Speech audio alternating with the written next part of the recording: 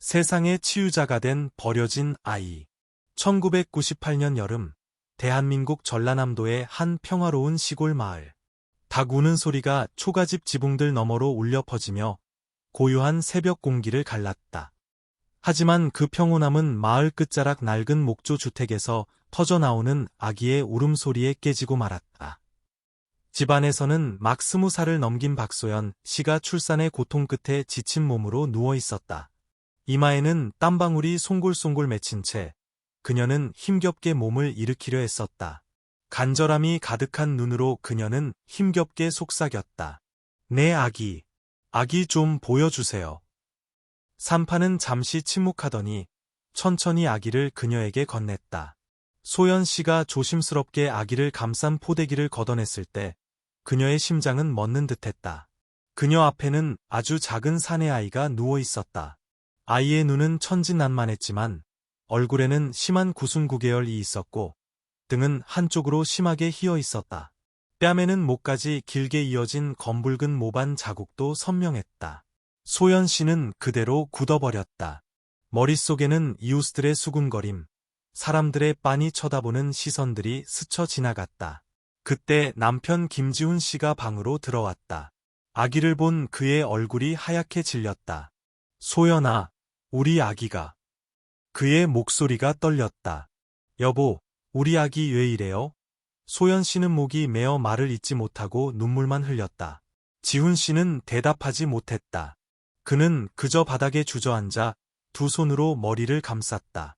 오랫동안 간절히 바라왔던 첫 아이가 이런 모습일 줄은 상상도 못했던 것이다. 산파가 안타까운 듯 말했다. 아이고, 딱하기도 하지. 하지만 두 분, 마음 단단히 먹으셔야 할 거예요. 사람들 말 많을 겁니다. 그 말은 지훈 씨의 가슴에 비수처럼 꽂혔다. 이틀 후, 온 마을 사람들이 그 소식을 알게 되었다. 사람들은 수군거렸고, 심지어 어떤 이들은 아기가 불길한 징조라고까지 말했다. 보수적인 지훈 씨의 어머니는 애가 정상이 아니야. 우리 집안에 이런 적이 없었는데, 혹시 무슨 업보라도 있는 거 아니나? 데리고 있으면 안 된다라고 말했다. 소연 씨는 깜짝 놀라 외쳤다. 어머니, 제 아들이에요. 하지만 지훈 씨의 눈빛은 이미 변해 있었다. 그는 아내를 보았다가 요람에 누워있는 아들을 보았다. 소연아, 난 못하겠어. 소연 씨는 오열했다. 그날 밤, 작은 집 안에서 부부는 침묵 속에 마주 앉았다. 희미한 등잔불이 그들의 고뇌에 찬 얼굴을 비췄다. 소연아, 나도 이러고 싶진 않아. 하지만 생각해봐, 이 애를 데리고 있으면 애 인생이 어떻게 되겠어? 사람들은 괴물이라고 부를 거고 아무도 같이 놀아주지 않을 거야. 아무도 받아주지 않을 거라고. 우리는 견딜 수 있을지 몰라도 이 아이는. 소연 씨는 몸을 떨었다. 남편의 말을 이해했지만 받아들일 수는 없었다. 당신 말이 맞아요. 하지만 지훈 씨는 그녀의 손을 꽉 잡았다. 우리 아이를 더 좋은 곳에 보내주자. 우리가 해줄 수 있는 것보다 더 나은 삶의 기회를 가질 수 있는 곳으로. 소연 씨의 눈물이 뺨을 타고 흘러내렸다. 깊은 밤, 온 마을이 잠들었을 때 지훈 씨는 낡은 담요로 아들을 감쌌다. 소연 씨는 옆에 서서 가슴을 부여잡고 흐느꼈다. 부부는 조용히 집을 나와 마을 어귀에 있는 작은 절, 안심사로 향했다. 차가운 밤바람이 불었고 개 짖는 소리가 시골길에 울려 퍼졌다. 소연 씨는 절문 앞에 아들을 내려놓았다. 떨리는 손으로 담요를 걷어 아들의 얼굴을 마지막으로 보았다. 아기는 세상 물정 모른 채 작은 입술을 살짝 벌리고 깊이 잠들어 있었다. 내 아들아.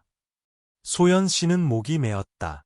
지훈 씨가 그녀의 팔을 잡아 끌었다. 가자, 소연아. 소연 씨는 고개를 저으며 눈물을 쏟았지만 결국 몸을 돌려 걸음을 옮겼다. 두 사람의 그림자가 어둠 속으로 사라졌다. 차가운 바람 속에 웅크리고 누워있는 아기를 남겨둔 채 그 순간 그들이 인생에서 가장 소중한 것을 잃어버렸다는 사실을 아무도 알지 못했다. 닭 우는 소리가 다시 마을을 깨우며 새날을 알렸다. 안심사의 주지스님, 자애로운 얼굴의 노승은 여느 때처럼 공양 준비를 위해 절 문을 열었다. 그의 시선이 문 앞마당을 훑다가 문득 멈췄다. 낡은 담요에 쌓인 작은 아기가 미동도 없이 누워 있었다. 스님은 황급히 아기를 안아들었다. 희미한 숨결을 느끼자 그의 마음이 아파왔다. 어찌 이 작은 생명을 버릴 수 있단 말인가. 스님은 아기를 절 안으로 데리고 들어가 불을 지펴 몸을 녹여주고 상태를 살폈다. 구순구계열과 희어진 등을 확인한 스님은 안타까움 가득한 눈으로 긴 한숨을 내쉬었다. 아기가 절에 버려졌다는 소문은 금세 온 마을로 퍼져나갔다. 몇몇은 가엾게 여겼지만 대부분은 고개를 저으며 좋지 않은 말들을 속삭였다. 쯧쯧, 부모가 키울 자신이 없으니 버렸겠지. 어휴, 보기에 안 됐지만 커서 고생 꽤나 하겠네. 누구의 업보를 받은 건지도 몰라. 그런 수군거림은 갓 태어난 아기의 귀에는 들리지 않았지만 훗날 아이는 자라면서 스스로 듣고 느끼게 될 터였다. 주지 스님은 아기에게 현우라는 이름을 지어주었다. 지혜롭고 복되게 자라 운명 앞에 꺾이지 않는 강인한 아이가 되기를 바라는 마음에서였다. 하지만 운명은 결코 그에게 순탄하지 않았다. 현우는 스님들과 자원봉사 신도들의 보살핌 속에서 절에서 자랐다. 비록 친부모는 곁에 없었지만 배불리 먹고 따뜻하게 지낼 수 있었다. 그럼에도 현우는 늘 무언가 부족하다고 느꼈다. 마을 아이들이 보름마다 부모 손을 잡고 절에 와 불공을 드릴 때면 현우는 늘 멀찍이 서서 그들을 바라보았다. 마음속에는 형용할 수 없는 감정이 소용돌이쳤다. 자신의 부모가 누구인지, 그들이 자신을 한 번이라도 안아주었는지, 자신을 기억하고는 있는지. 어린 현우의 마음속에는 질문들이 끊임없이 맴돌았지만 아무도 답을 줄 수 없었다. 5살이 되었을 때 현우는 자신이 다르다는 것을 깨닫기 시작했다. 절 마당의 물 항아리에 비친 자신의 모습을 보았다. 구순구계열 수술 자국은 희미하게 남았지만 여전히 뚜렷했고 굽은 등 때문에 다른 아이들처럼 똑바로 설 수 없었다. 얼굴의 모반은 아프지는 않았지만 늘 사람들의 이상한 시선을 끌었다. 마을의 다른 아이들은 호기심과 두려움이 섞인 눈으로 현우를 보았다. 쟤 얼굴 이상해. 괴물인가 봐. 쟤랑 놀지마. 재수 없어. 처음에는 그 말들의 의미를 몰랐지만 현우는 점차 자신이 고립되었다는 것을 깨달았다. 아이들이 모여 노는 곳에 다가가면 모두 흩어져 버렸다. 스님을 따라 장터에 쌀을 얻으러 가면 사람들은 동정하거나 피하는 눈빛으로 그를 보았다.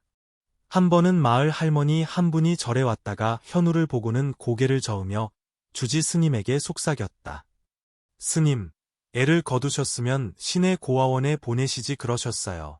여기 두면 사람들 말만 많고 좋지 않아요. 현우는 그 자리에 서서 모든 말을 들었다. 아직 어렸지만 자신이 다른 사람들에게 짐이며 비정상적인 존재라는 것을 이해했다. 그는 점차 내성적으로 변해 혼자 놀거나 묵묵히 절 허드레시를 도울 뿐이었다. 그러던 어느 날 현우는 인생의 첫 친구들인 동현이와 수진이를 만났다. 동현이와 수진이는 같은 마을 아이들로 부모님을 따라 자주 절에 왔다. 다른 아이들과 달리 동현이는 현우를 무서워하지 않았고 수진이는 늘 현우에게 미소를 지어주었다. 어느 날 마을 아이들이 딱지치기를 하고 있을 때 현우는 멀리서 조용히 지켜보고 있었다. 동현이가 현우를 발견하고 손짓하며 불렀다. 아! 이리 와서 같이 놀자. 현우는 깜짝 놀랐다. 누군가 먼저 놀자고 한 것은 처음이었다. 하지만 다른 아이 하나가 즉시 쏘아붙였다. 너 미쳤냐? 쟤 괴물이잖아. 같이 놀면 재수 없다니까. 동현이는 미간을 찌푸리며 단호하게 말했다. 얘가 뭘 어쨌는데? 너나 나나 똑같잖아. 왜 같이 놀면 안 돼? 다른 아이들은 입을 삐죽이며 가버렸다. 동현이는 웃으며 현우를 끌어당겼고 수진이는 조용히 딱지 하나를 현우 손에 쥐어주며 말했다. 자, 내가 마음에 드는 거 골라봐. 현우는 손 안의 딱지를 보았다가 동현이와 수진이를 보았다. 마음속에 이상하게 따뜻한 기운이 퍼져나갔다. 난생 처음으로 자신이 받아들여진다는 느낌이었다. 동현이와 수진이는 현우의 유일한 친구가 되었지만 그 우정조차도 현우 마음속의 빈 공간을 완전히 채울 수는 없었다. 명절이 되면 가족들은 절에 와 제사를 지냈다. 현우는 친구들이 부모님을 따라 제잘거리는 모습을 멀리서 지켜볼 수밖에 없었다. 한 번은 수진이가 물었다. 현우야, 너희 부모님은 어디 계서? 현우는 고개를 저었다. 몰라. 나를 절에 두고 가셨대. 수진이는 눈을 동그랗게 떴고 동현이는 갑자기 진지한 표정이 되었다. 아! 내가 부모님 없으면 나랑 수진이가 내 가족이 되어줄게. 현우는 미소를 지었지만 마음 깊은 곳에서는 언젠가 친부모님이 자신을 찾아와 주기를 바라고 있었다. 하지만 과거의 어떤 상처는 결코 아물지 않으며 한 번 등을 돌린 사람은 영원히 돌아오지 않을 수도 있다는 것을 그는 알지 못했다. 현우가 9살이 되던 해, 예상치 못한 사건이 그의 삶을 바꾸었다. 그날 안심사에서는 가난한 이들을 위한 구호품 나눔 행사가 열렸다. 주지 스님과 신도들은 쌀과 빵, 우유를 나누어 주느라 분주했다. 현우도 작은 쌀 포대를 날라 노인들에게 전해주며 바쁘게 뛰어다녔다. 구호품을 받으러 온 사람들 중에는 중년 부부 한 쌍이 있었다. 남자는 마르고 햇볕에 그을린 피부에 머리카락이 희끗했고 옆에 여자는 온화한 눈매를 가졌다. 옷차림은 수수했지만 따뜻한 분위기를 풍겼다. 그들은 읍내시장에서 작은 빵집을 운영하는 김영철 씨와 이미숙 씨 부부였다. 부유하지는 않았지만 늘 남을 돕는데 기꺼운 마음을 가진 사람들이었다. 쌀을 받고 나서 미숙 씨는 현우를 보게 되었다. 작고 등이 약간 굽었으며 얼굴에 모반이 있는 아이를 보고 그녀는 살짝 놀랐다. 하지만 그녀의 마음을 가장 사로잡은 것은 아이의 눈빛이었다. 슬픔이 어려 있었지만 이상하리만치 총명하게 빛나는 눈빛이었다. 영철 씨도 그것을 느꼈다. 그는 주지 스님에게 조용히 물었다. 스님, 저 아이는 뉘집 자식이기에 절에 있습니까? 주지 스님은 슬픈 눈으로 한숨을 쉬었다. 태어나자마자 절문 앞에 버려졌어요. 참 딱한 아이죠. 영철 씨, 부모 얼굴도 모르고 선뜻 입양하겠다는 사람도 없네요. 미숙 씨는 자신도 모르게 가슴에 손을 얹었다. 안타까운 마음이 복받쳐 올랐다. 어릴 때부터 계속 여기서 지낸 건가요? 스님. 네, 참 착하고 똑똑한 아이인데 팔자가 기구해서 밖에 나가면 놀림받고 절에 있자니 가정을 찾지 못하고. 영철 씨와 미숙 씨는 서로를 바라보았다. 그들은 오랫동안 아이를 간절히 원했지만 나이 때문에 더 이상 희망을 가질 수 없었다. 문득 미숙 씨의 머릿속에 한 가지 생각이 스쳤다. 그녀는 현우를 보았다가 남편을 보았다. 영철 씨는 아내의 생각을 알아차린 듯 조용히 고개를 끄덕였다. 그리고 그들은 현우의 인생을 영원히 바꿀 결정을 내렸다. 다음 날, 영철 씨와 미숙 씨는 커다란 빵 한 덩이와 우유 한 상자를 들고 다시 절을 찾았다. 현우가 마당을 쓸고 있다가 그들을 보고 호기심 어린 눈으로 고개를 들었다. 미숙 씨가 미소를 지으며 현우 앞에 다가가 앉아 빵을 내밀었다. 왜야, 배고프지 않니? 이거 좀 먹고 힘내렴. 현우는 눈을 깜빡이며 망설였다. 누군가 이렇게 특별하게 자신에게 먹을 것을 준 적은 처음이었다. 하지만 미숙 씨의 눈빛이 너무나 따뜻해서 거절할 수 없었다. 그는 빵을 받아 들고 작은 목소리로 말했다. 네, 고맙습니다. 영철 씨가 아내 옆에 앉아 현우의 머리를 쓰다듬었다. 얘야, 너도 따뜻한 집이 갖고 싶지 않니? 현우는 눈을 동그랗게 뜨고 그를 바라보았다. 미숙 씨가 부드럽게 웃으며 말했다. 우리는 부자는 아니란다. 그냥 시장에서 작은 빵집을 하는 부부일 뿐이야. 하지만 내가 원한다면 우리가 내 부모가 되어줄 수 있단다. 현우는 눈을 크게 떴다. 자신의 길을 믿을 수 없었다. 가족이라고? 정말로? 그는 당황스러움과 희망이 뒤섞인 눈으로 주지 스님을 바라보았다. 주지 스님은 천천히 고개를 끄덕였다. 그렇게 9해 동안의 외로움 끝에 현우는 마침내 진정한 보금자리를 갖게 되었다. 생전 처음으로 현우는 절이 아닌 집에 발을 들여놓았다. 영철 씨와 미숙 씨의 작은 집은 좁은 골목 안에 있었지만 언제나 깨끗하고 아늑했다. 매일 아침 빵 굽는 고소한 냄새가 퍼져나갔고 따끈한 빵 나왔어요. 외치는 소리가 골목을 가득 채웠다. 처음에는 현우도 낯설어했다. 부모님이 있다는 것, 사랑받는다는 느낌에 익숙하지 않았다. 하지만 미숙 씨는 매우 인내심이 강했다. 그녀는 현우에게 빵집 일을 돕는 법을 가르쳐주고 글씨 쓰는 법을 가르쳐주며 손을 잡아주었고 매일 아침 정성껏 머리를 빗겨주었다. 영철 씨는 말수는 적었지만 늘 조용히 현우를 챙겼다. 시장에 다녀올 때면 언제나 현우를 위해 작은 선물을 사왔다. 때로는 사과 한 알, 때로는 공책 한 권이었다. 어느 날 밤, 현우가 잠자리를 펴고 있을 때 미숙 씨가 들어와 조용히 따뜻한 이불을 덮어주었다. 그녀는 미소를 지으며 말했다. 이제부터는 따뜻하게 잘 자렴. 더 이상 웅크리고 잘 필요 없단다. 현우는 이불을 보았다가 미숙 씨를 보았다. 입술을 깨물던 그는 갑자기 미숙 씨를 와락 껴안았다. 엄마. 미숙 씨는 잠시 멈칫했다가 현우를 꼭 안아주었다. 조용한 눈물이 그녀의 뺨을 타고 흘러내렸다. 현우는 마침내 가족을 얻었다. 가족이 생겼지만 현우의 과거는 완전히 닫히지 않았다. 어느 날 엄마를 도와 빵을 팔고 있을 때 이웃 아주머니 두 분이 수군거리는 소리를 들었다. 저 애, 입양한 애라며? 왜 저런 애를 데려와서 사서 고생한대? 어휴, 착해 보이긴 하는데. 얼굴 좀 봐. 무섭게 생겼네. 커서 누가 데려갈까 몰라. 현우는 그 자리에 굳어섰다. 그의 손이 빵을 쥔 채 하얗게 질렸다. 미숙 씨가 그 말을 듣고 돌아서서 아주머니들을 똑바로 쳐다보며 엄한 목소리로 말했다. 제 아들입니다. 그리고 저 아이는 남 험담이나 하고 다니는 어른들보다 훨씬 더 착한 아이예요. 아주머니들은 얼굴이 빨개져서 슬그머니 다른 곳으로 가버렸다. 현우는 양어머니를 바라보며 가슴속에 따뜻한 기운이 퍼져나가는 것을 느꼈다. 그는 더 이상 두렵지 않았다. 과거가 어떻든 그에게는 가족이 있었고 그것이 무엇보다 중요했다. 하지만 삶은 결코 그에게 쉽지 않았다. 사랑하는 가족이 생겼음에도 현우는 여전히 사회의 편견에서 벗어날 수 없었다. 학교에 처음 가는 날, 현우는 긴장했지만 기대감에 부풀어 있었다. 새하얀 교복 셔츠를 입고 조금 크지만 새것인 고무신을 신었다. 미숙 씨가 정성껏 준비해준 것들이었다. 그러나 현우가 교실에 들어섰을 때 모든 것이 그가 기대했던 대로 흘러가지 않았다. 다른 아이들이 호기심 어린 눈으로 그를 쳐다보더니 누군가 비웃으며 말했다. 아, 제 얼굴 봐. 왜 저렇게 찌그러졌나?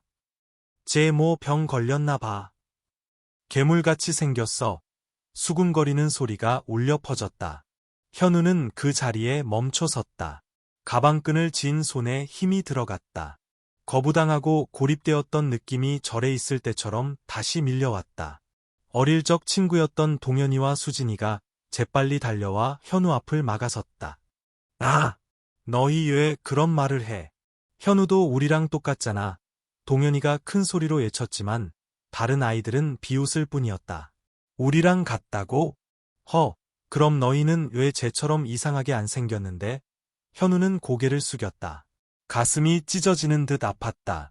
울지는 않았지만 마음은 칼로 베는 듯했다. 그날 집에 돌아왔을 때 미숙 씨는 즉시 무언가 잘못되었다는 것을 알아차렸다. 그녀는 현우를 끌어당겨 안치고 부드럽게 물었다. 학교에서 무슨 일 있었니? 아들? 현우는 잠시 침묵하다가 목맨 소리로 말했다. 엄마, 왜 나는 다른 사람들이랑 다르게 생겼어요? 미숙 씨는 잠시 말을 멈췄다. 아들이 어떤 기분인지 이해했다. 그녀는 현우를 품에 안고 등을 가볍게 토닥였다. 현우야, 내가 다른 사람들과 다르게 생겼을 수는 있지만 그게 내가 사랑받을 자격이 없다는 뜻은 아니란다. 하지만 애들이 자꾸 저를 쳐다보고 놀려요.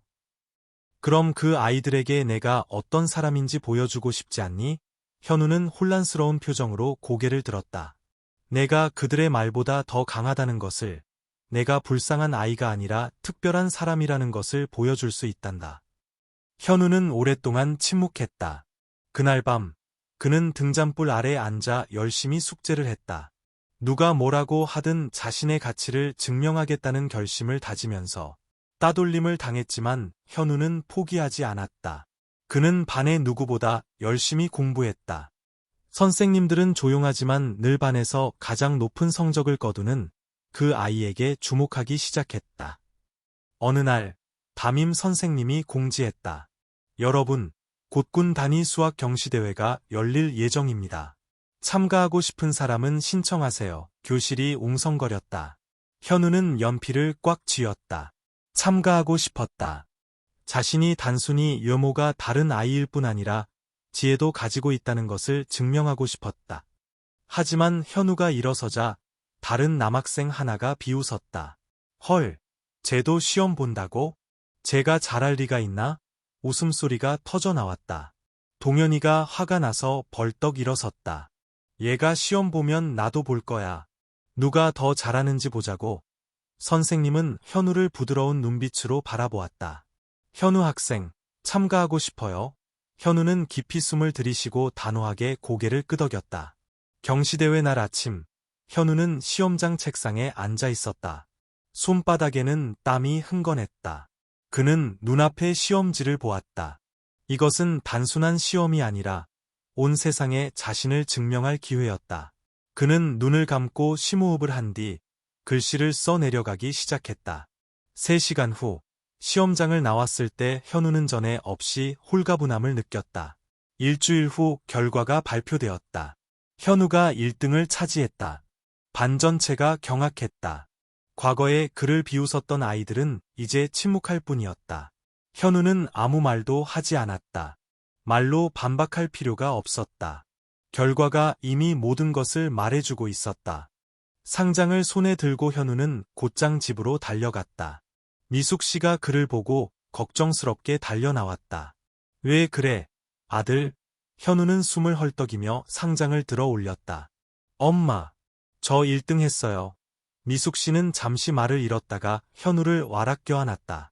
눈물이 흘러내렸다. 엄마는 알고 있었어. 우리 아들이 이렇게 잘할 줄 알았지. 현우는 엄마 품에 얼굴을 묻고 온몸으로 퍼져나가는 따뜻함을 느꼈다. 그는 더 이상 주변의 험담에 신경 쓰지 않았다. 이제 그는 자신이 노력하면 무엇이든 할 수 있다는 것을 알았다. 그리고 이것은 단지 시작일 뿐이었다. 그 시험 이후 선생님들은 현우에게 더욱 주목하기 시작했다. 어느 날 의사 한 분이 학교에 와서 학생들에게 의료 분야에 대해 강연했다. 그는 박상진 박사로 가난한 어린 시절을 보냈지만 노력하여 훌륭한 의사가 된 분이었다.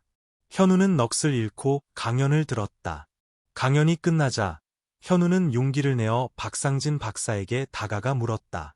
박사님, 저도 의사가 될 수 있을까요? 박상진 박사는 현우를 잠시 바라보다가 미소를 지었다. 너처럼 힘든 사람들을 돕고 싶니? 현우는 힘차게 고개를 끄덕였다. 박상진 박사는 현우의 어깨에 손을 얹었다. 그럼 열심히 노력하렴. 내가 할 수 없다고 말하는 사람은 아무도 없게 만들어야 해. 그날부터 현우에게는 큰 꿈이 생겼다. 자신과 같은 아이들을 돕는 의사가 되는 것. 하지만 그 여정은 결코 쉽지 않을 터였다. 이전 부분 요약. 현우는 군단위 수학 경시대회에서 1등을 차지하며 자신의 가치를 증명했고, 과거 그를 비웃었던 아이들을 침묵하게 만들었다. 이후 박상진 박사와의 만남을 통해 의사가 되어 자신과 같은 처지의 아이들을 돕겠다는 꿈을 갖게 되었다. 하지만 앞으로의 길은 결코 순탄치 않았다. 현우가 양부모님 김영철 씨와 이미숙 씨에게 의사가 되고 싶다는 꿈을 이야기했을 때 두 분은 자랑스러운 눈빛으로 그를 바라보았다. 정말 깊이 생각해 본 거니? 영철 씨가 물었다. 현우는 확신의 찬 목소리로 고개를 끄덕였다. 저처럼 아픈 아이들을 돕고 싶어요.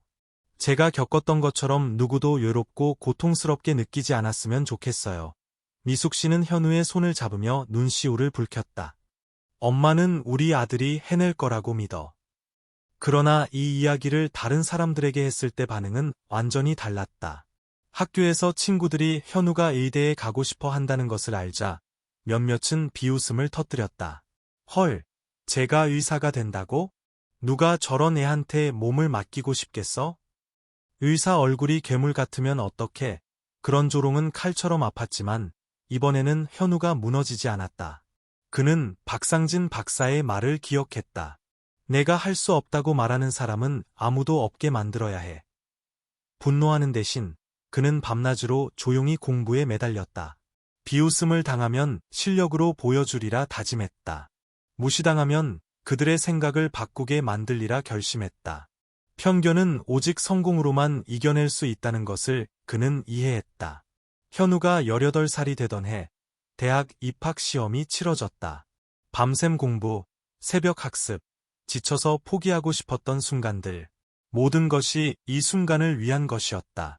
시험장에 앉아 눈앞의 시험지를 바라보며 현우는 깊은 숨을 내쉬었다. 더 이상 물러설 곳은 없었다. 그는 펜을 잡고 써 내려가기 시작했다. 사흘 후 마지막 시험장을 나서며 현우는 거의 탈진 상태였지만 마음속에는 여전히 뜨거운 불꽃이 타오르고 있었다. 그는 최선을 다했다. 이제 결과를 기다리는 일만 남았다. 성적 발표일, 현우는 컴퓨터 화면 앞에 앉아 떨리는 손으로 수험 번호를 입력했다. 심장이 미친 듯이 뛰었다. 합격자 명단이 화면에 나타났다. 이현우, 총점 287.5점, 그는 서울대학교 의과대학에 합격했다.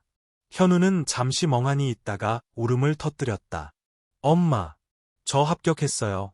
미숙 씨가 현우를 와락 껴안고 눈물을 펑펑 쏟았다. 영철 씨가 그의 어깨를 두드리며 목맨 소리로 말했다. 아빠는 알고 있었지. 우리 아들이 해낼 줄 알았어. 온 가족이 아이처럼 서로 부둥켜 안고 울었다. 수년간의 노력 끝에 현우는 자신이 더 이상 과거에 버려진 아이가 아님을 증명해냈다. 하지만 앞으로 가야 할 길은 아직 멀었다. 대학에 진학한 현우는 모든 것이 생각처럼 쉽지 않다는 것을 깨달았다. 이곳의 환경은 치열했고 뛰어난 인재들과 명문가 자제들로 가득했다. 시골 출신의 외모가 다른 현우는 즉시 사람들의 수군거림의 대상이 되었다. 아, 쟤 좀 봐. 저런 애가 어떻게 우리 학교에 들어왔지? 나중에 진짜 의사가 되면 누가 진료받으러 가겠어? 그런 말들은 더 이상 예전처럼 현우를 아프게 하지 못했다. 신경 쓰는 대신 그는 공부에 집중했다. 과외를 받을 돈은 없었지만 도서관에서 책을 빌려 꼼꼼히 필기하며 새벽부터 밤늦게까지 공부했다. 그는 누구의 인정도 필요 없었다.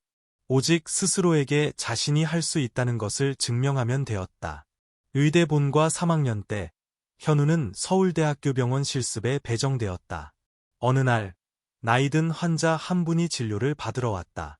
현우를 보자 그분은 얼굴을 찌푸렸다. 아니, 이 학생이 의사라고? 얼굴이 영 보기 안 좋네. 난 이 학생한테 진료 안 받을래. 진료실 안은 순식간에 조용해졌고 어색한 침묵이 흘렀다. 현우는 잠시 굳어 있었지만 이내 고개를 숙이고 다른 실습생에게 환자를 인계했다. 그날 자취방으로 돌아온 현우는 울었다. 이제는 편견 어린 시선에 익숙해졌다고 생각했지만 환자에게 직접 거부당하자 그 고통이 여전히 생생하다는 것을 깨달았다. 그는 단지 실력만 있으면 된다고 생각했던 것이 틀렸음을, 이 사회가 아직 자신과 같은 사람을 받아들일 준비가 되지 않았음을 깨달았다. 현우는 자퇴를 생각했다. 하지만 그때 과거에 그에게 영감을 주었던 박상진 박사에게서 전화가 걸려왔다. 현우 군, 잘 지내나? 요즘 병원에서 통 안 보이던데. 현우는 머뭇거리다가 그날 있었던 일을 털어놓았다. 박상진 박사는 잠시 침묵하더니 가볍게 웃었다. 현우 군, 그거 알아? 나도 예전에 그런 일을 겪었었네. 현우는 깜짝 놀랐다. 박상진 박사가 말을 이었다. 나는 가난한 집 아이였고 과외받을 돈이 없다고 부모님이 의사가 아니라고 무시당했었지. 하지만 내가 어떻게 했는지 아나? 어떻게 하셨는데요? 나는 그들이 나를 정의하도록 내버려 두지 않았네. 내 실력이 말하게 했지. 현우는 침묵했다. 박상진 박사가 덧붙였다. 현우 군, 사람들은 처음에는 자네를 믿지 않을 수도 있네. 하지만 자네가 그들의 생명을 구할 수 있다면 그들의 생각을 바꾸게 될 걸세. 현우는 마치 어둠 속에서 한 줄기 빛을 본 듯한 기분이었다. 자신이 의학을 선택한 이유를 떠올렸다. 다른 사람에게 인정받기 위해서가 아니라 사람을 구하기 위해서였다. 그들이 자신을 받아들이든 아니든 그는 그들을 구할 것이다. 다음 날, 현우는 병원으로 돌아갔다.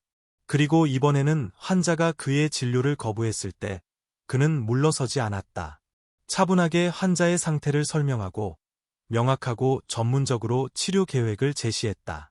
환자는 처음에는 망설였지만 현우의 헌신적인 태도와 깊은 의학 지식을 보고는 결국 고개를 끄덕이며 치료를 허락했다.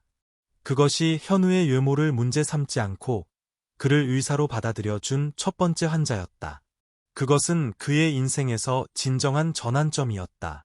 이전 부분 요약. 현우는 편견을 극복하고 의사의 꿈을 향해 나아갔다. 환자에게 외모 때문에 거부당하는 아픔을 겪었지만 박상진 박사의 격려로 포기하지 않고 실력으로 자신의 가치를 증명하기 시작했다. 마침내 한 환자의 신뢰를 얻으며 중요한 전환점을 맞이했다.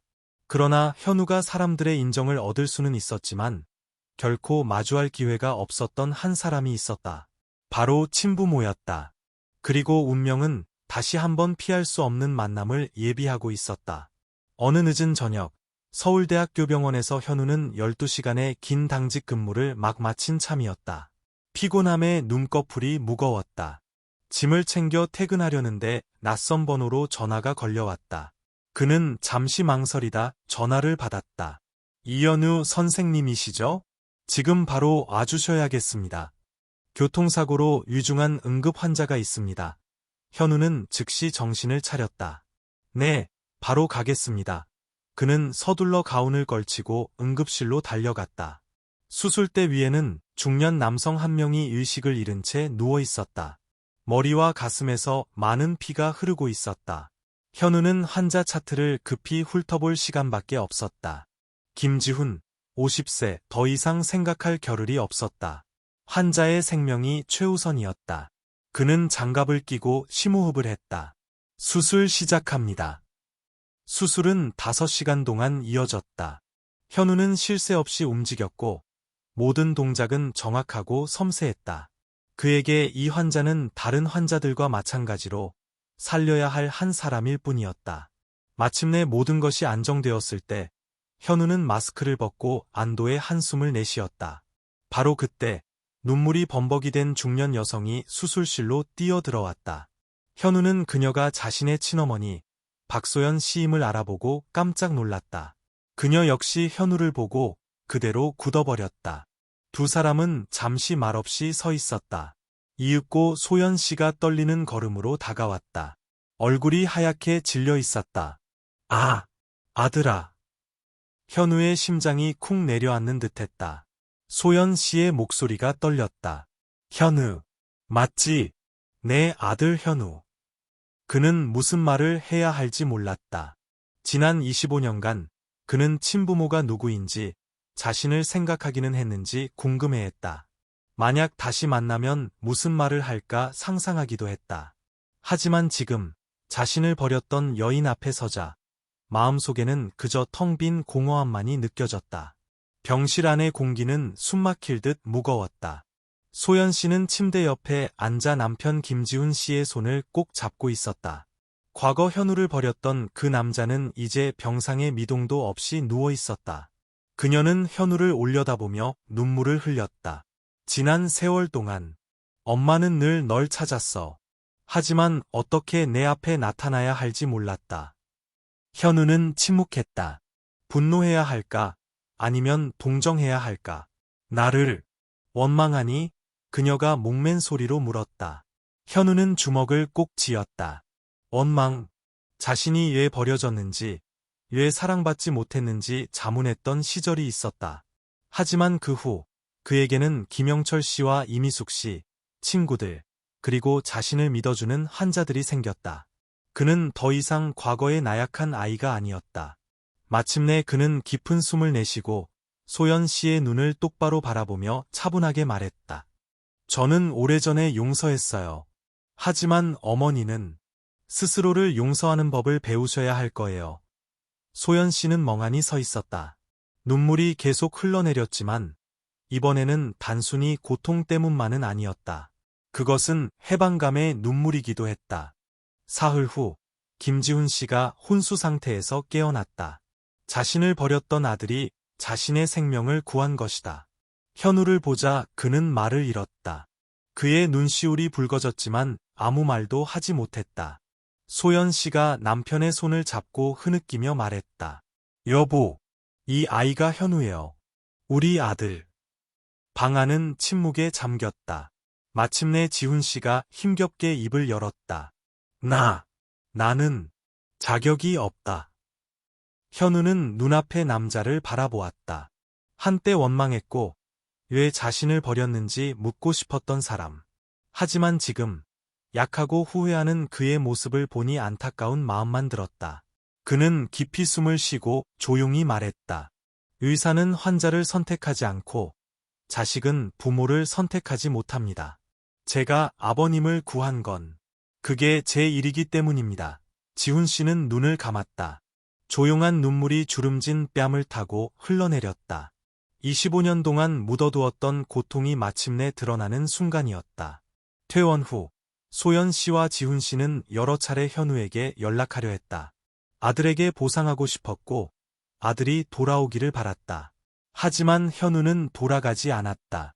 그에게는 이미 가족, 김영철 씨와 이미숙 씨라는 어떤 상황에서도 무조건적으로 자신을 사랑해주는 사람들이 있었다.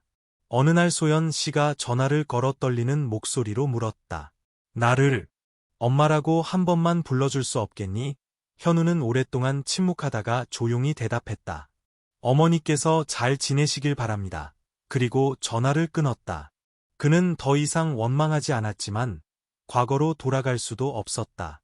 과거는 지나갔고 그는 앞을 향해 나아가기로 선택했다. 몇 년 후 현우는 유명한 성형외과 의사가 되어 수백 명의 선천적 기형을 가진 아이들이 자신감을 되찾도록 도왔다. 어느 날 수술실에서 나왔을 때 그는 슬픈 눈을 한 어린 소년과 마주쳤다.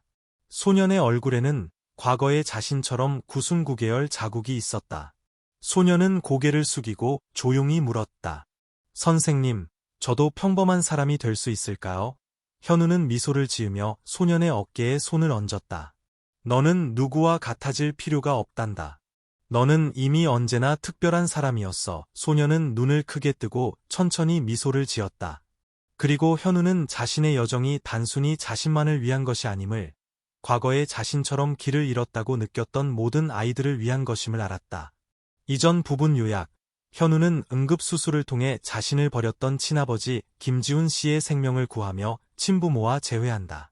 어머니 박소연 씨는 용서를 구하고 아버지는 후회하지만 현우는 이미 오래전에 용서했다고 말하며 과거에 얽매이지 않기로 선택한다. 그는 양부모님을 진정한 가족으로 여기며 성공적인 성형외과 의사가 되어 자신과 비슷한 처지의 아이들을 돕는 데 헌신한다. 하지만 과거가 정말 여기서 멈춘 것일까? 어느 일요일 아침, 현우는 진료실에 앉아 환자 기록을 꼼꼼히 읽고 있었다.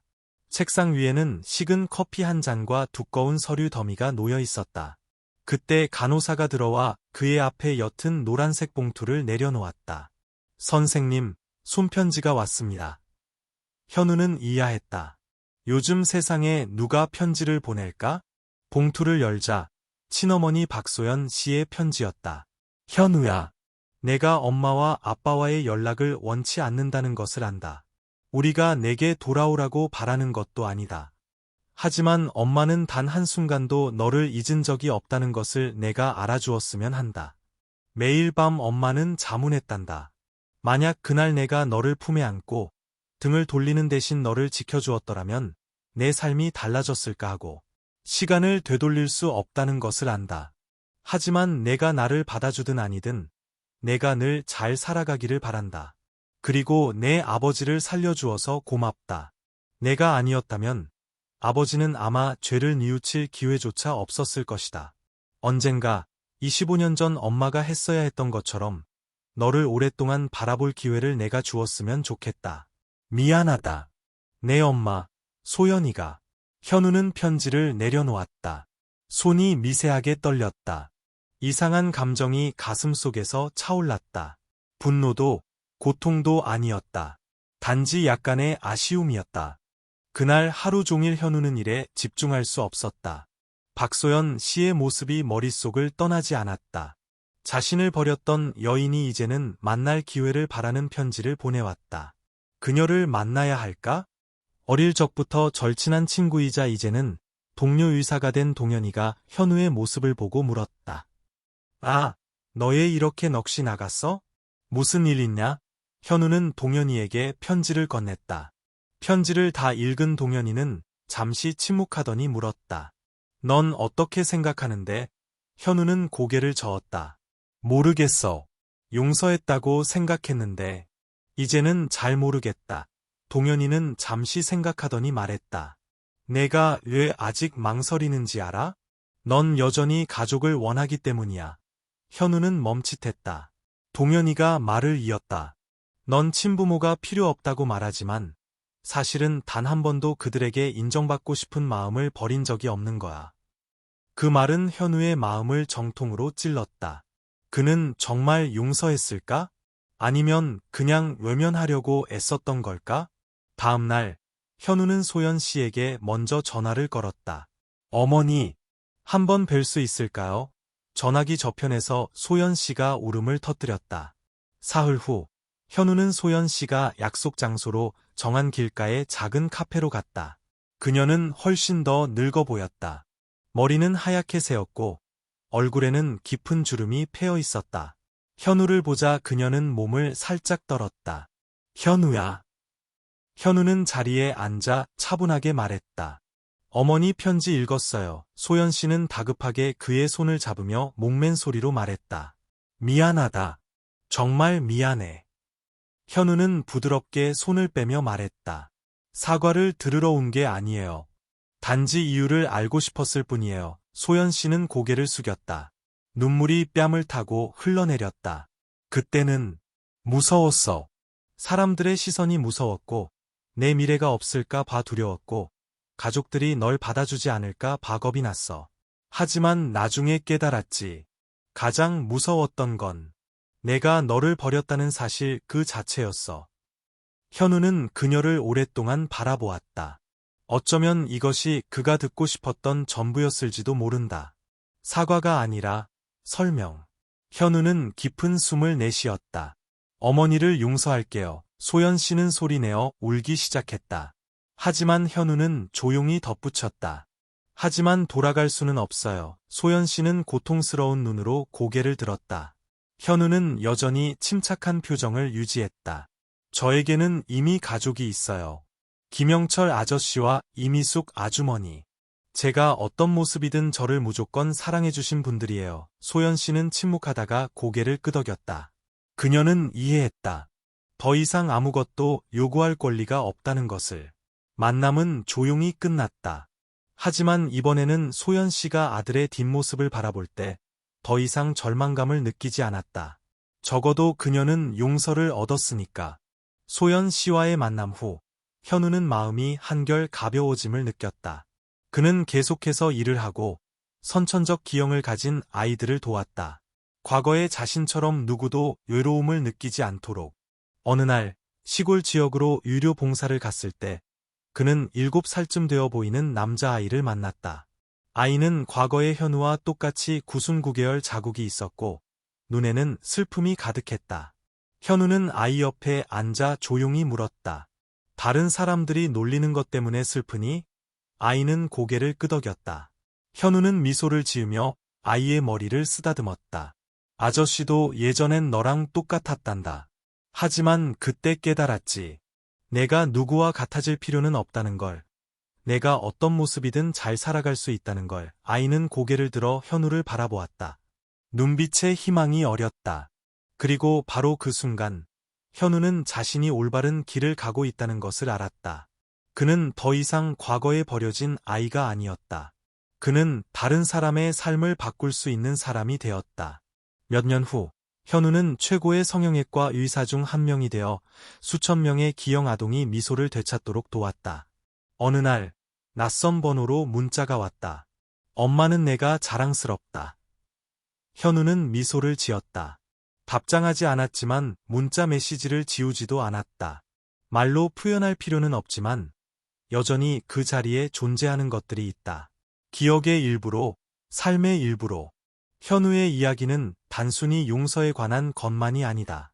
그것은 또한 성장에 관한 이야기이며 자신의 운명을 스스로 결정하는 것에 관한 이야기이다. 그리고 그 길 위에서 그는 삶의 진정한 의미를 찾았다. 이전 부분 요약. 현우는 친어머니 박소연 씨와 마지막 만남을 갖고 그녀를 용서하지만 자신의 진정한 가족은 양부모님이라고 확인하며 과거와 완전히 화해한다. 그는 과거가 자신을 정의하도록 내버려두지 않고 의사로서 선천적 기형 아동들을 돕는 일에 더욱 헌신하며 다른 이들에게 희망을 준다. 하지만 현우의 여정은 정말 여기서 끝난 것일까? 아니면 그가 만들어낸 가치들은 영원히 지속될까? 어느 날 오후, 현우가 병원에서 일하고 있을 때 전화벨이 울렸다. 낯선 번호였다. 그가 전화를 받았다. 이현우 선생님이시죠? 저는 한국인술재단 이사장입니다. 저희가 선생님께 특별한 프로젝트 참여를 제안드리고 싶습니다. 현우는 미간을 찌푸렸다. 어떤 프로젝트 말씀이신가요? 저희가 의료 혜택이 부족한 시골 지역에 선천적 기형 아동들을 위한 무료 수술 프로그램을 시작하려고 합니다. 뛰어난 실력과 함께 사람들에게 영감을 줄 수 있는 의사 선생님이 필요합니다. 현우는 잠시 말을 잃었다. 어린 시절 자신의 모습이 떠올랐다. 절망했고 미래가 없다고 생각했고 세상으로부터 거부당했던 아이. 그는 세상 어딘가에 여전히 그런 어둠 속에서 살고 있는 아이들이 많다는 것을 알았다.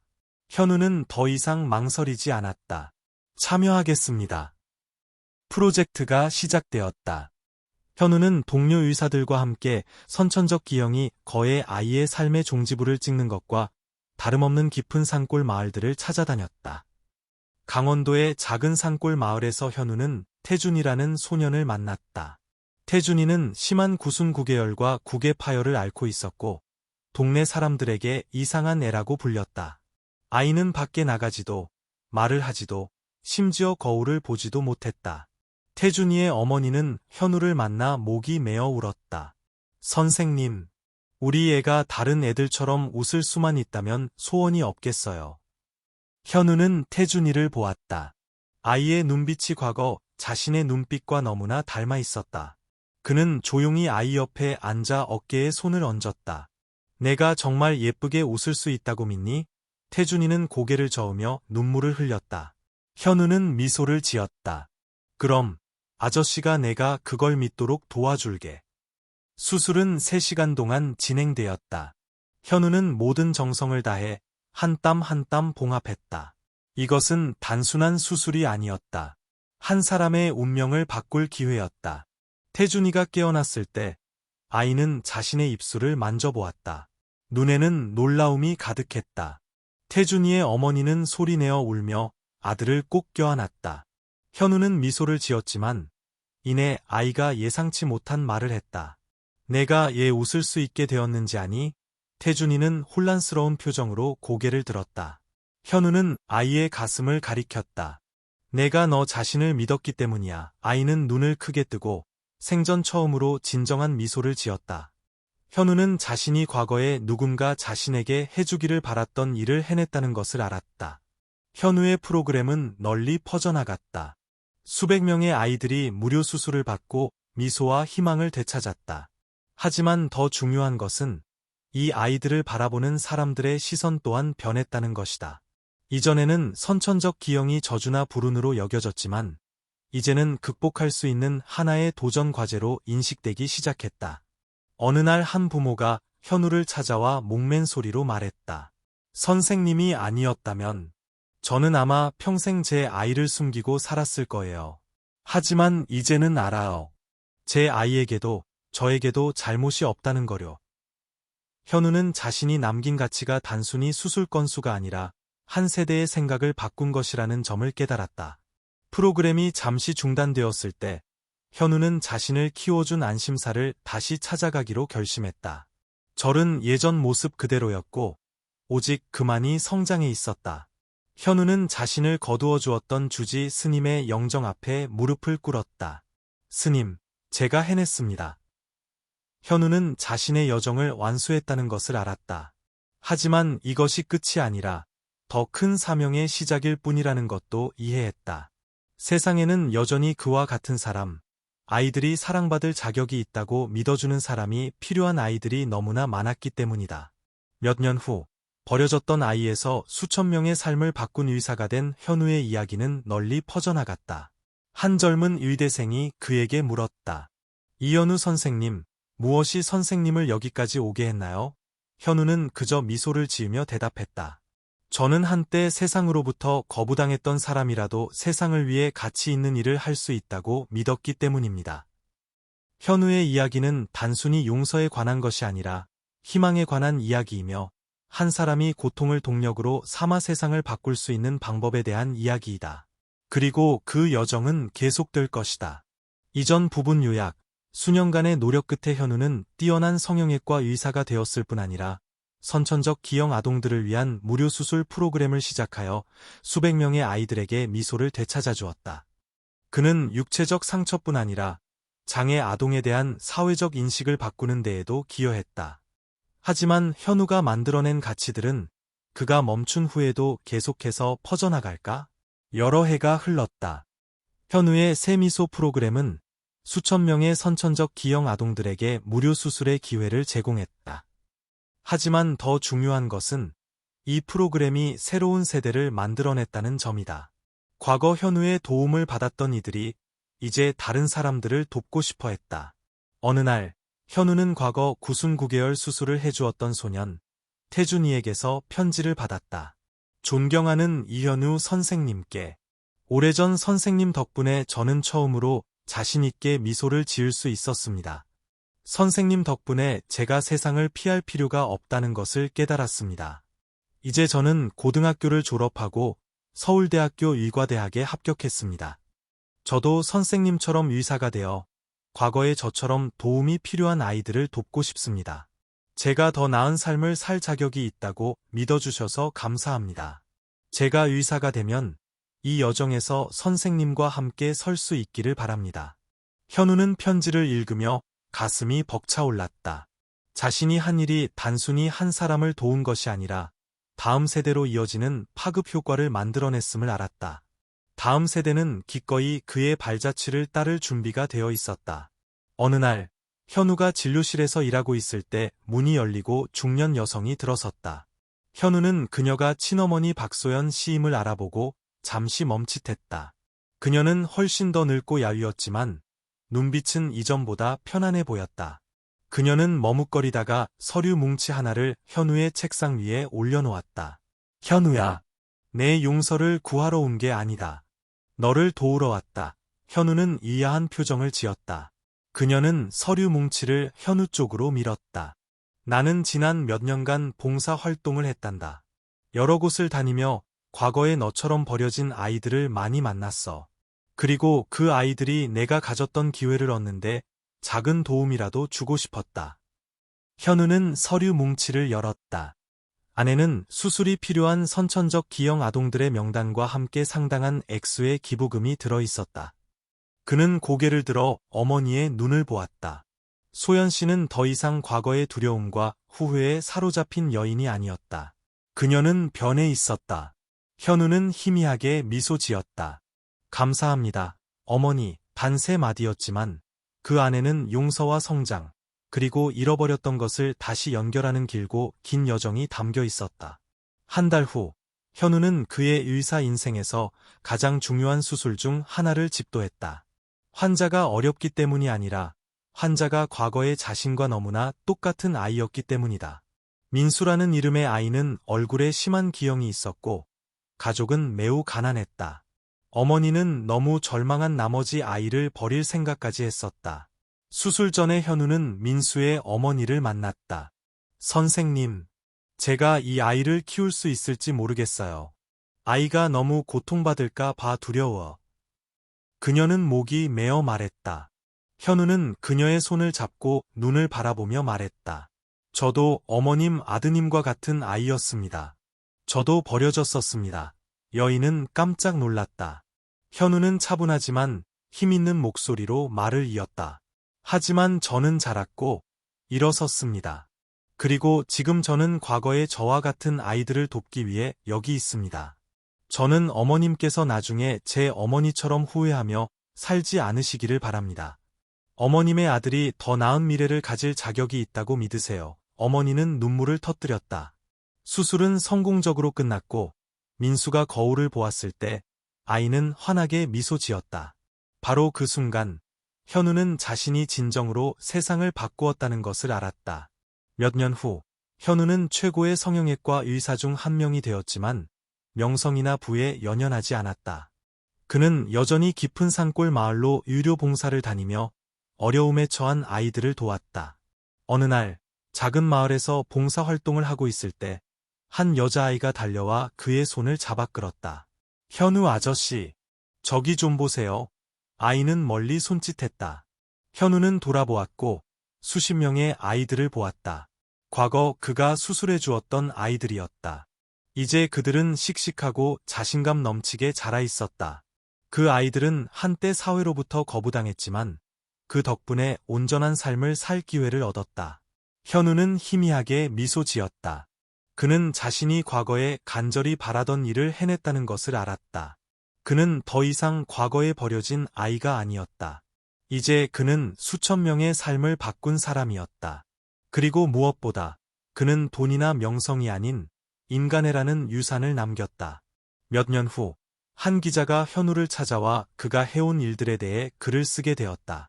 기자가 물었다. 이현우 선생님, 무엇이 선생님으로 하여금 이 모든 것을 극복하고 오늘날에 이르게 했습니까? 현우는 그저 가볍게 웃으며 대답했다. 저는 한때 버려졌던 사람이라도 기회가 주어진다면 세상을 바꿀 수 있다고 믿었기 때문입니다.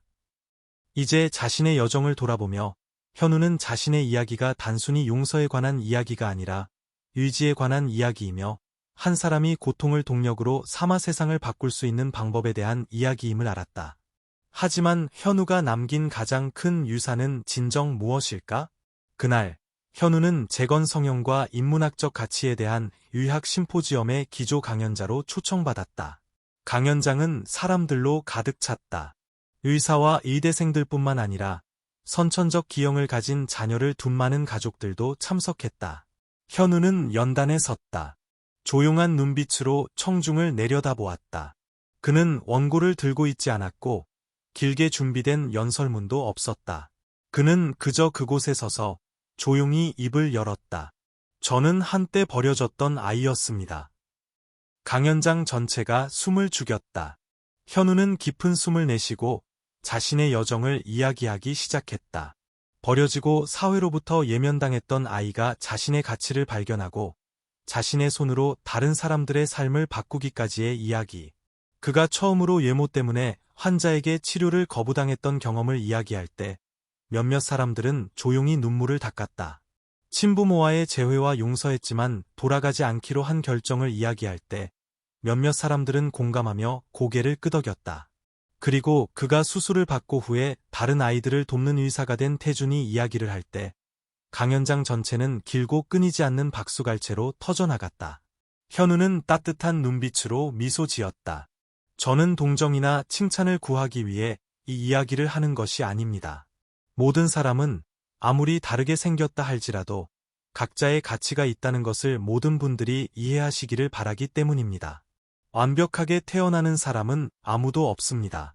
하지만 우리는 어떻게 살아갈지, 역경에 어떻게 맞설지 선택할 수 있습니다.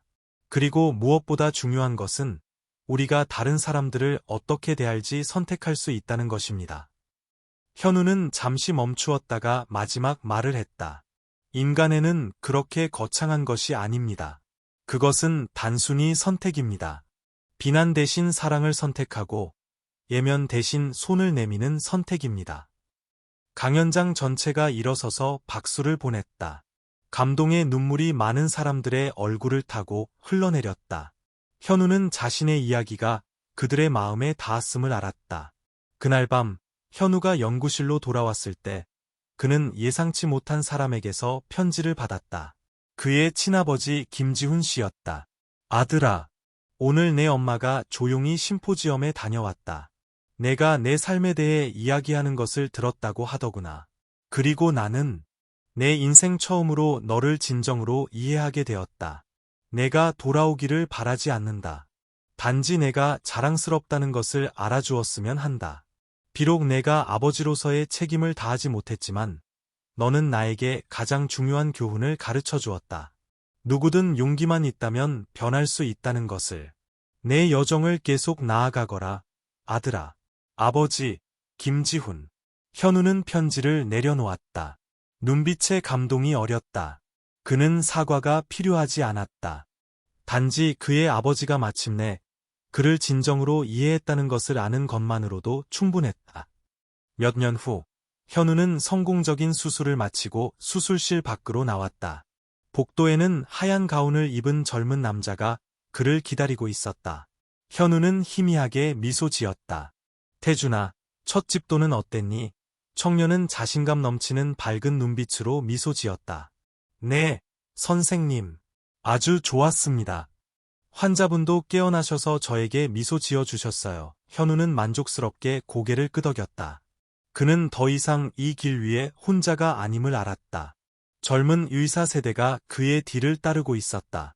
의학이 단순히 병을 치료하는 것이 아니라 영혼을 치유하는 것이라고 믿는 사람들. 그렇게 현우의 유산은 더 이상 그가 하는 일 안에만 머무는 것이 아니라 그가 영감을 준 사람들 안에 살아 숨쉬게 되었다. 어느 날, 한 여학생이 현우를 찾아왔다. 이현우 선생님, 선생님의 삶에 대한 기사를 쓰고 싶은데 제목을 뭐라고 해야 할지 모르겠어요. 혹시 제안해 주실 만한 것이 있을까요? 현우는 잠시 생각하다가 미소를 지었다. 이렇게 부르면 어떨까? 세상을 치유한 버려진 아이. 여학생은 받아 적고는 호기심 어린 눈으로 고개를 들었다. 선생님, 이 이야기가 이제 끝났다고 생각하세요? 현우는 창밖을 바라보았다. 저녁 노을이 하늘을 황금빛으로 물들이고 있었다. 그는 조용히 대답했다. 아니, 이 이야기는 결코 끝나지 않을 거야. 왜냐하면 사랑과 인간애에는 끝이 없으니까. 그것은 계속해서 퍼져나갈 거야. 이 사람에게서 저 사람에게로, 이 세대에서 다음 세대로. 마치 한때 버려졌던 소년이 자신의 가치를 발견하고 마침내 그 가치를 수많은 다른 사람들을 위한 길잡이 빛으로 바꾼 것처럼. 한편의 인생 이야기, 그 끝에서 현우는 용서를 선택했고 성장을 선택했으며 자신의 이야기를 세상을 바꾸는데 사용하기로 선택했다. 그의 이야기는 한 가지 진리를 증명한다. 한때 버려졌던 사람이라도 기회가 주어진다면 세상을 바꿀 수 있다는 것을. 이 이야기가 당신의 마음에 감동을 주었다면 사랑과 포용, 그리고 강인함에 대한 메시지를 널리 퍼뜨리기 위해 이 이야기를 공유해주세요. 그리고 우리 각자도 작지만 의미 있는 변화를 만들어낼 수 있다는 것을 잊지 마세요. 이 이야기와 함께 해주셔서 감사합니다.